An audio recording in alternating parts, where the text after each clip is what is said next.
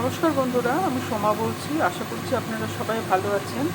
আমি করব দই চিংড়ি।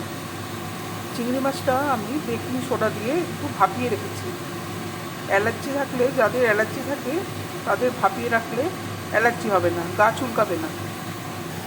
আর এখানে আমি দইয়ের মধ্যে আদা, পেঁয়াজ, রসুন, কাঁচা লঙ্কা আর একটু সামান্য কাজু বেটে রেখেছি। দিয়ে দিচ্ছি সর্ষের তেল, একটা তেজপাতা দিলাম, পেঁয়াজ কুচি দিলাম।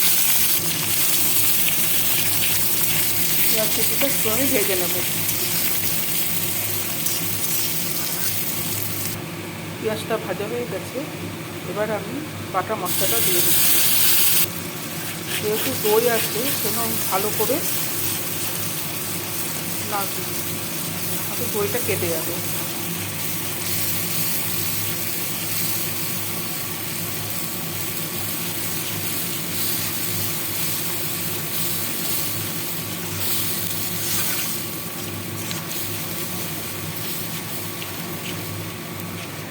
দিলাম লবণ, সামান্য একটু চিনি দিলাম, হলুদ দিলাম, রঙের জন্য একটু কাশ্মীরি মির্চ দিলাম, আর গরম মশলা দিলাম।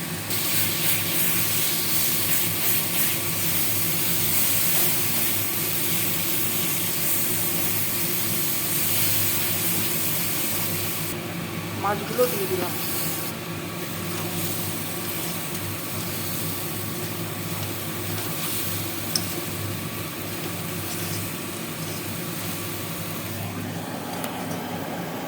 আমি ঢাকা দিয়ে কিছুক্ষণ রাখবো মাছটাকে। আমার তৈরি হয়ে গেল দই চিংড়ি। কেমন লাগলো রেসিপিটা আমাকে জানাবেন।